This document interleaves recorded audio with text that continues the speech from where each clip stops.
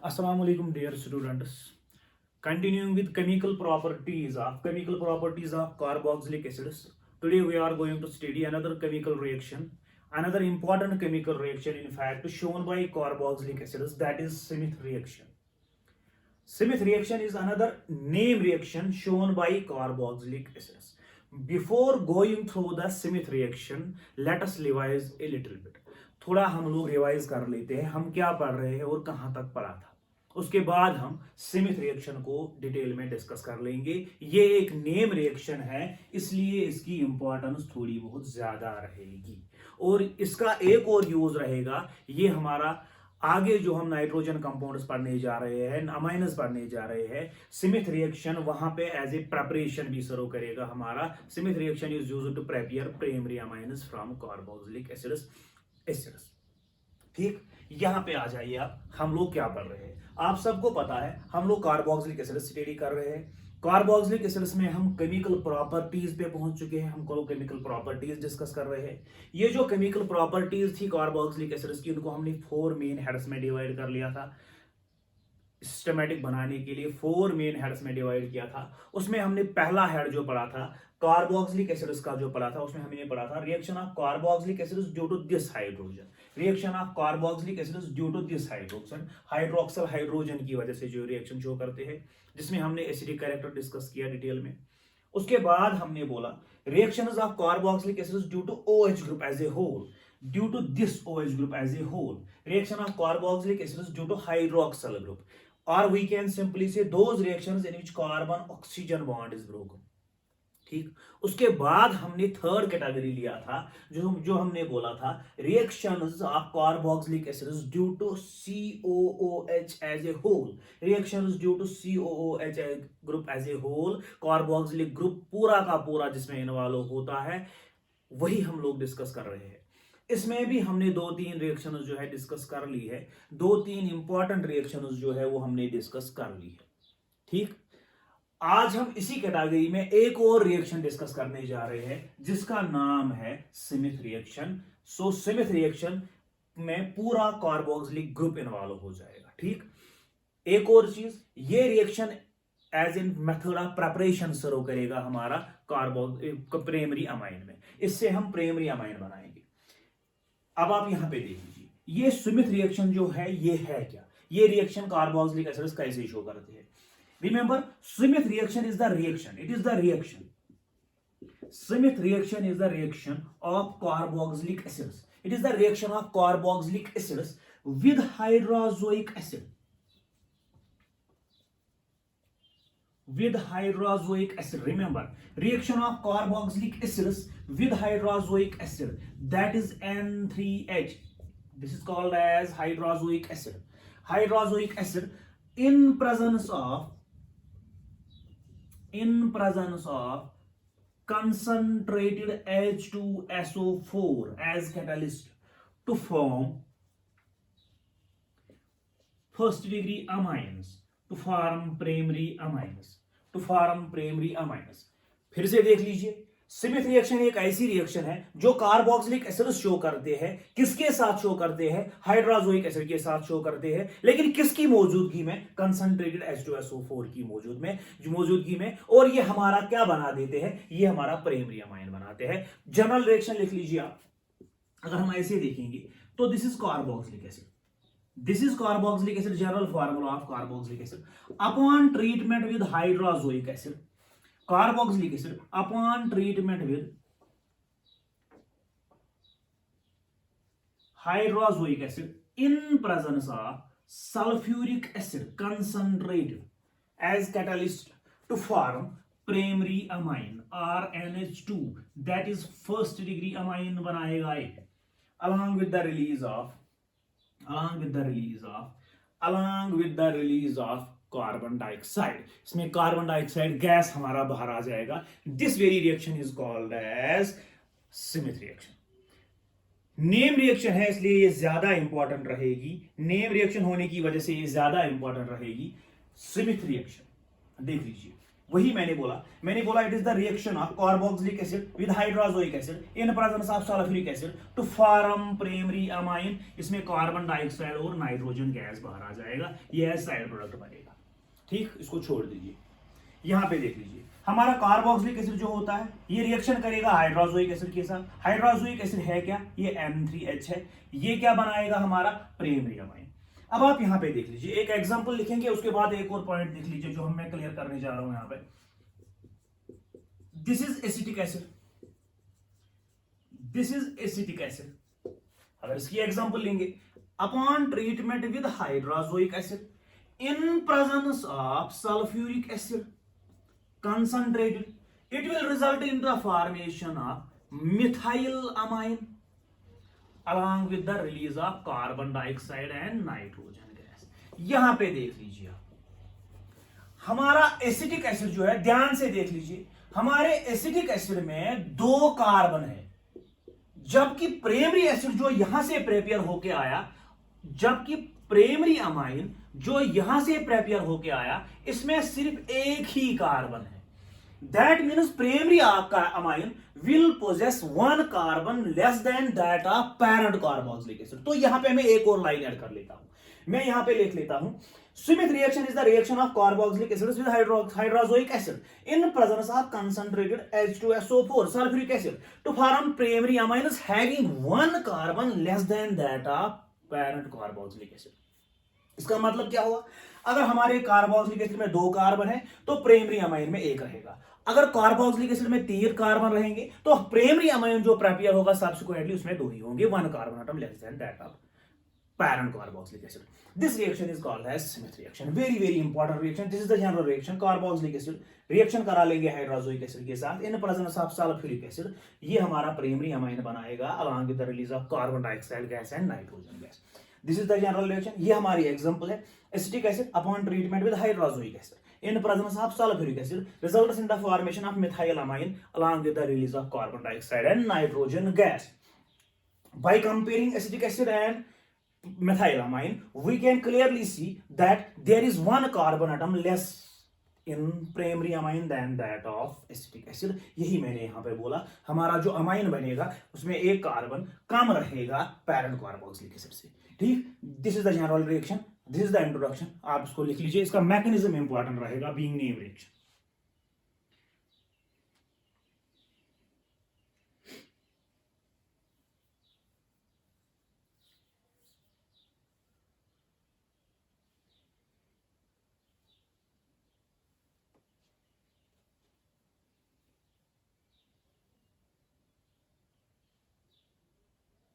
जल्दी से नहीं लिख लीजिए।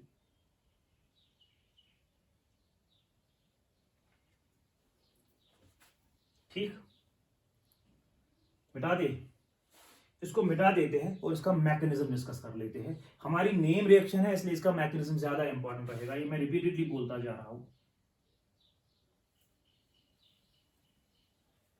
इसका आप मैकेनिज्म देख लीजिए, सिंपल सा मैकेनिज्म है लेकिन इंपॉर्टेंट रहेगा। मैकेनिज्म किस रिएक्शन का, स्मिथ रिएक्शन। क्योंकि आपने देखा स्मिथ रिएक्शन में कार्बोक्सिलिक एसिड कन्वर्ट होता है अमाइन में, इसलिए हम कह सकते हैं इससे हम अमाइन बनाएंगे। तो ये अमाइन में प्रेपरेशन है शुरू करेगा, 2 जगह पे आएगा, इसलिए आप देख लीजिए।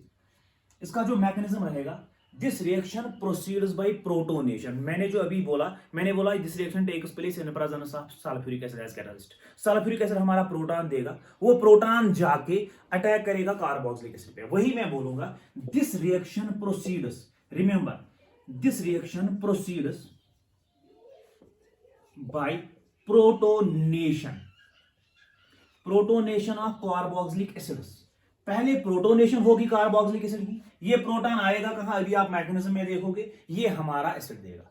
उसके बाद क्या होगा, followed by nucleophilic attack, followed by nucleophilic attack by hydrazoic acid.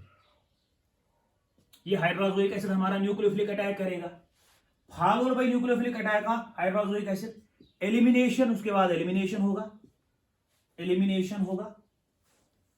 पहले प्रोटॉन देगा कार्बोक्सिलिक, सल्फ्यूरिक एसिड प्रोटॉन देगा, वो जाके अटैक करेगा कार्बोक्सिलिक एसिड पे, तो प्रोटोनेटेड कार्बोक्सिलिक एसिड बन जाएगा। जो ये प्रोटोनेटेड कार्बोक्सिलिक एसिड रहता है ये इलेक्ट्रोफाइल रहता है। हाइड्रोजोइक एसिड हमारा न्यूक्लियोफिलिक एक्ट करेगा, फिर जाके न्यूक्लियोफिलिक फाइल अटैक करेगा प्रोटोनेटेड कार्बोक्सिलिक एसिड पे। उसके बाद एलिमिनेशन ऑफ वाटर मॉलिक्यूल हो जाएगा, जो आप अभी मैकेनिज्म में देखोगे। जब एलिमिनेशन हो जाएगा तो उसके बाद रीअरेंजमेंट हो जाएगा, एलिमिनेशन के बाद लिटिल बिट रीअरेंजमेंट हो जाएगा और आपका प्रोडक्ट बन जाएगा। दैट मीन्स अगर आप यहां से देखेंगे तो 4 स्टेप उसमें हो जाएगा। First of all there will be the protonation of carboxylic acid, कैसे होगा अभी आप देखेंगे। उसके बाद न्यूक्लियोफिलिक अटैक होगा प्रोटोनेटेड एसिड का, किससे होगा, हाइड्रोजोइक एसिड अटैक एक्ट करेगा एज न्यूक्लियोफाइल। उसके बाद जो प्रोडक्ट बनेगा उसमें एलिमिनेशन होगा, लॉस ऑफ वाटर मॉलिक्यूल होगा और उसमें थोड़ा बहुत रीअरेंजमेंट हो जाएगा, जिससे आपका प्रोडक्ट बन जाएगा। देख लीजिए, सो 4 steps. First of all protonation of carboxylic acid, इसको आप देख लीजिए यहां पे, protonation of carboxylic acid, this is carboxylic acid, parent carboxylic acid जिसकी रिएक्शन करनी है। यहां से हमारा H पॉजिटिव आएगा, ये देगा कौन, ये देगा कैटलिस्ट दैट इज H2SO4, जो मैंने बोला है reaction of carboxylic acid with hydrazoic acid in presence of concentrated H2SO4। पहले कंसंट्रेटेड H2SO4 आएगा, एसिड है, ये क्या देगा H पॉजिटिव। H पॉजिटिव जाके कार्बोक्सिलिक एसिड पे अटैक करेगा, जिससे इसकी प्रोटोनेशन हो जाएगी, तो हमारा प्रोटोनेटेड प्रोडक्ट बन जाएगा ऐसे। ठीक, देख लीजिए, ये क्या करेगा, लोन पेयर इसको देगा, ऑक्सीजन पे पॉजिटिव आएगा तो ये पाई बॉन्ड इधर शिफ्ट हो जाएगा, इसीलिए मैंने एक स्टेप शॉर्ट करके यहां पे बोला आपका प्रोडक्ट इस पे पॉजिटिव आ जाएगा। अब आप देख लीजिए, क्योंकि कार्बन पे पॉजिटिव चार्ज है, ये इलेक्ट्रोफाइल है, ये इलेक्ट्रॉन को अट्रैक्ट करेगा, उसके लिए न्यूक्लियोफाइल होना चाहिए, ये इलेक्ट्रोफाइल एक्ट करेगा। अब हमारे पास न्यूक्लियोफाइल है जो सेकंड स्टेप में आएगा, this is the second step, that is nucleophilic attack by hydrazoic acid. देख लीजिए, दूसरे स्टेप में हमारा न्यूक्लियोफाइल आ जाएगा, ये हो गया हमारा प्रोटोनेटेड एसिड, ये हो गया प्रोटोनेटेड एसिड। यहां से अब हमारा न्यूक्लियोफाइल आएगा, जो कि इस केस में हाइड्रोजोइक एसिड है, जो कि इस केस में हाइड्रोजोइक एसिड है। दिस इज हाइड्रोजोइक एसिड, ये हमारा लेविस डॉट स्ट्रक्चर है हाइड्रोजोइक एसिड का। This is hydrazoic acid, hydrazoic acid है, ये न्यूक्लियोफाइल एक्ट करेगा, वही मैंने बोला। देख लीजिए, protonation of carboxylic acid, sulphuric acid ने प्रोटॉन दे दिया, उसने अटैक किया कार्बोक्सिलिक एसिड पे और प्रोटोनेटेड एसिड बना दिया carboxylic acid. This protonated carboxylic acid serves as electrophile, so इस पे न्यूक्लियोफाइल अटैक करने के लिए होना चाहिए, जो कि बिल्कुल हमारे पास हाइड्रोजोइक एसिड है। यहां पे देख लीजिए, हाइड्रोजोइक एसिड में यहां पे लोन पेयर है, सो ये this will serve as nucleophile, ये जाके यहां पे अपना लोन पेयर देगा। हो गए 2 स्टेप। ठीक, अब आप देख लीजिए यहां से क्या इंटरमीडिएट बन के आ जाता है।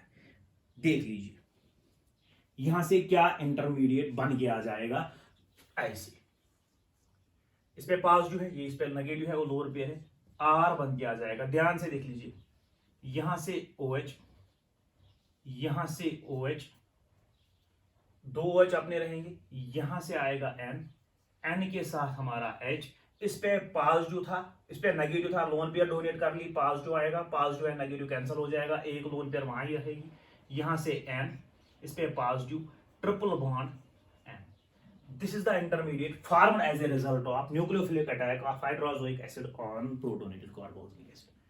हो गए 2 स्टेप, इनको नोट डाउन कर लीजिए, आगे देखेंगे और 2 स्टेप होंगे। This is the first step हो गया, this is the second step हो गया। अब क्या हो जाएगा, एलिमिनेशन ऑफ वाटर मॉलिक्यूल, उसके बाद रीअरेंजमेंट इसमें हो जाएगा और आपका प्रोडक्ट बनेगा। इन दोनों स्टेप को लिख लीजिए, बोर्ड में जगह कम है।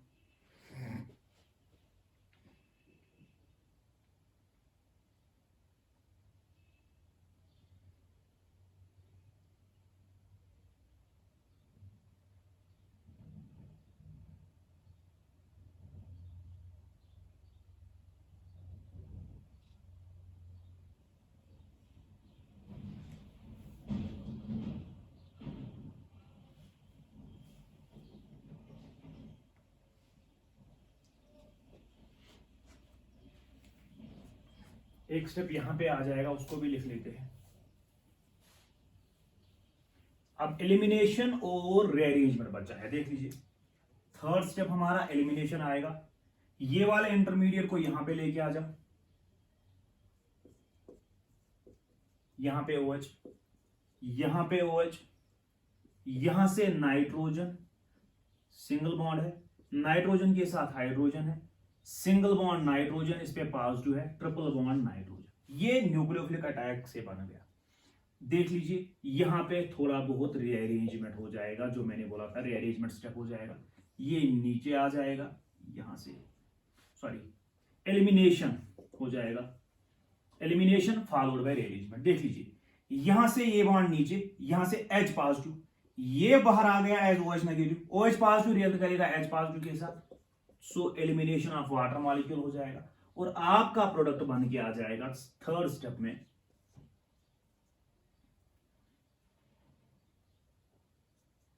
OH, इसको ऐसे लिख लेते हैं, यहां से double bond N, single bond N, उस पर पॉजिटिव, ट्रिपल बॉन्ड N।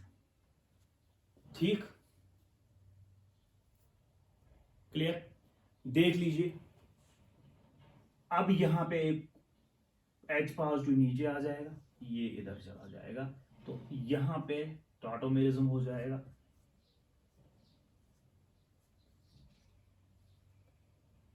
इस पे अब नेगेटिव आ गया, साथ में एक और लोन पेयर, अल्काइल आइसोसायानेट बन के आ गया। ठीक, now there will be the final rearrangement step which will result into the formation of primary amine।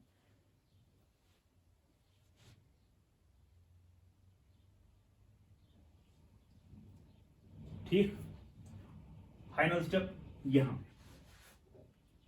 देख लीजिए। अब हमारा फोर्थ एंड फाइनल स्टेप, ये जो थर्ड स्टेप का प्रोडक्ट बना, इसको यहां पे लेके आ जाओ, C double bond O, single bond N, इस पे negative charge, single bond N, इस पे पॉजिटिव चार्ज, यहां पे now there will be the rearrangement. देख लीजिए यहां पे rearrangement, final step elimination followed by rearrangement. देख लीजिए N पे चूंकि पॉजिटिव चार्ज है, इससे इलेक्ट्रोनेगेटिविटी नाइट्रोजन की बढ़ जाएगी, ये बॉन्ड शिफ्ट हो जाएगा इसकी वजह से यहां पे। जब ये वाला बॉन्ड इधर शिफ्ट हो जाएगा तो एज N2 बाहर आ जाएगा नाइट्रोजन गैस, ये इधर चला जाएगा तो नाइट्रोजन गैस बाहर आ जाएगा। ये वाला इलेक्ट्रॉन नाइट्रोजन ने लूज किया, ये वाला नाइट्रोजन लूज लेगा इलेक्ट्रॉन, उस पर पॉजिटिव आएगा, पॉजिटिव नेगेटिव कैंसिल हो जाएगा। उसके बाद नाइट्रोजन पे जो ये लोन पेयर रहती है, ये नीचे आ जाएगा, यहां से R नेगेटिव जो बॉन्ड बनाएगा इसके साथ, यहां से R नेगेटिव आ जाएगा, रीअरेंज होगी, वो इसके साथ बॉन्ड बनाएगा। दैट मीन्स यहां से जो अल्काइल ग्रुप आ जाएगा वो बॉन्ड बनाएगा नाइट्रोजन के साथ, अल्काइल ग्रुप बॉन्ड बनाएगा नाइट्रोजन के साथ, इसके साथ। ठीक, इसका और कार्बन के बीच का डबल बॉन्ड है, कार्बन और ऑक्सीजन के बीच का डबल बॉन्ड है, ये वाला प्रोडक्ट बन के आ गया। इसको आप हाइड्रोलिसिस कर लीजिए, जो मैंने कल बोला था, इसको रिएक्शन करा लीजिए वाटर के साथ, तो आपका प्रोडक्ट बनेगा अमाइन, ये बनेगा आपका product primary amine along with the release of carbon dioxide। ठीक, सो आपने देखा हमारा कार्बोक्सिलिक एसिड जो है ये कन्वर्ट हो गया प्राइमरी अमाइन में through a sequence of 4 step. पहले स्टेप में प्रोटोनेशन हो जाती है, ये प्रोटॉन एसिड देता है, प्रोटोनेशन के बाद हाइड्रोक्लोरिक एसिड जो है ये न्यूक्लियोफाइल एक्ट करता है और अटैक करता है प्रोटोनेटेड एसिड पे, बना देता है ये इंटरमीडिएट पे जो होता है एलिमिनेशन ऑफ वाटर मॉलिक्यूल हो जाता है। ऐसे वाटर मॉलिक्यूल को एलिमिनेट करने के बाद ये वाला प्रोडक्ट बन जाता है। ये वाले प्रोडक्ट जो है अल्काइल आइसोसायानेट, इसमें क्या हो जाता है, इसमें रीअरेंजमेंट हो जाता है, यहां से नाइट्रोजन बाहर आके हमारा ये इंटरमीडिएट बनाता है, जिसको हम हाइड्रोलिसिस पे कन्वर्ट करते हैं प्राइमरी अमाइन में। ठीक, स्क्रीनशॉट ले लीजिए, इसको ध्यान से समझ लीजिए, इसको ध्यान से समझना है, very very important name reaction.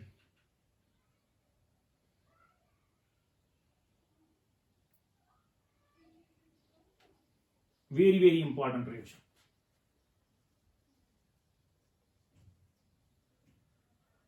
Screenshot ले लीजिए।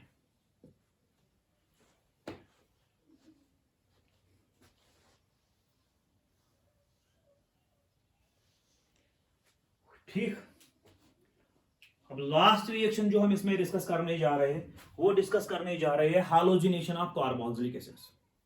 हालोजिनेशन ऑफ कार्बोक्सिलिक एसिड जिसमें हेल वोलार्ड ज़ेलेंस्की रिएक्शन आ जाएगी। Final reaction of carboxylic acids which we are going to discuss here, it is the halogenation. Final chemical reaction of carboxylic acids, हालोजिनेशन।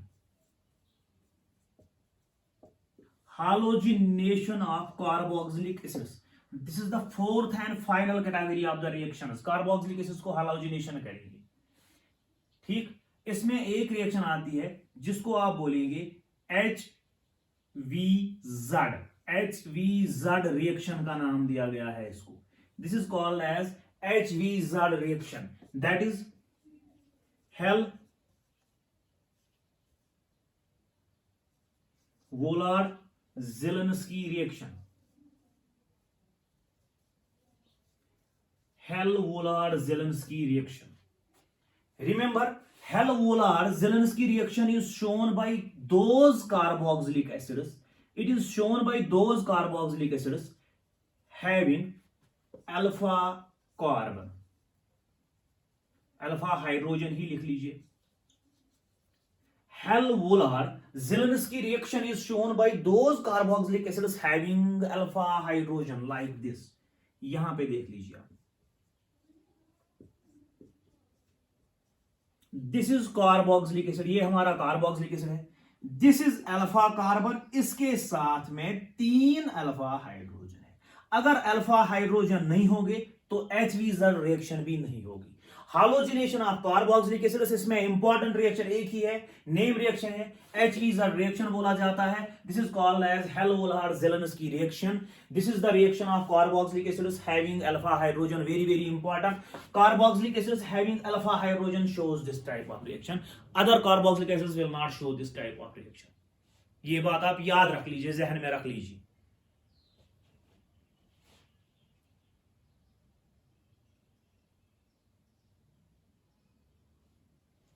ठीक, यहां पे आप लिख लीजिए, this is shown by carboxylic acids having alpha hydrogen. तो हम यहां पे लिखेंगे एलिफैटिक कार्बोक्सिलिक एसिड्स। हम लिखेंगे यहां पे इंट्रोडक्शन में aliphatic carboxylic acids having alpha hydrogen.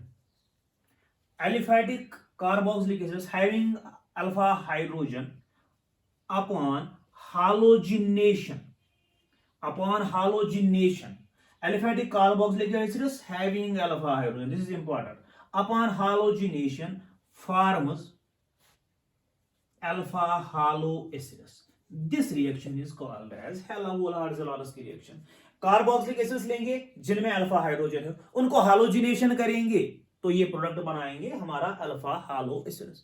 इसको बोलेंगे हेल वोलार्ड ज़ेलेंस्की रिएक्शन। यहां पे हम एग्जांपल एक लेंगे, इंपॉर्टेंट हमारा है अल्फा हाइड्रोजन होना चाहिए। इसको रिएक्शन करा लीजिए क्लोरीन के साथ in presence of red phosphorus. तो यहां पे भी लिख सकते हैं अल्फा का carboxylic acids having alpha hydrogen on halogenation in presence of red phosphorus. यहां पे भी लिख लीजिए aliphatic carboxylic acids having alpha hydrogen upon halogenation in presence of red phosphorus forms alpha. Remember, ये हालोजिनेशन जो होती है ये होती है in presence of red phosphorus. इसमें रेड फास्फोरस एक्ट करता है halogen carrier. Remember, red phosphorus यहां पे मैं लिखूंगा red phosphorus acts as halogen carrier. Simply ये हालोजन कैरियर एक्ट करता है, नथिंग एल्स। रेड फास्फोरस इसलिए यूज करेंगे बिकॉज ये एक्ट करेगा as halogen carrier. This reaction is called as Hell Volhard Zelinsky reaction. देख लीजिए, ये H अल्फा हाइड्रोजन मिलेगा HCl के साथ, HCl बनाएगा तो यहां पे आएगा CH2Cl। This is alpha chloro acetic acid. फिर से रिएक्शन करा लीजिए क्लोरीन के साथ, क्योंकि अल्फा हाइड्रोजन फिर से है। जब तक अल्फा हाइड्रोजन है तब तक रिएक्शन होती रहेगी इन प्रेजेंस ऑफ रेड फास्फोरस। तो ये क्या बनाएगा CH, यहां से Cl, Cl, दो Cl आ जाएंगे, C डबल बॉन्ड OH। फिर से रिएक्शन करा लीजिए क्लोरीन के साथ in presence of red phosphorus, एक और हाइड्रोजन बचा, हाइड्रोजन बचा है, अल्फा हाइड्रोजन, एक और अल्फा हाइड्रोजन बचा है, तो यहां से बन जाएगा trichloroacetic acid. Now there is no, इसमें कोई भी नो अल्फा हाइड्रोजन, सो अब फर्दर रिएक्शन नहीं होगी। This reaction is called as Hell Volhard Zelinsky reaction. This was the last reaction of carboxylic acids which we have discussed. Tomorrow we are going to discuss the another unit, that is the that is the organic compounds having nitrogen as functional group. We are going to discuss that from tomorrow onwards. Till then, goodbye.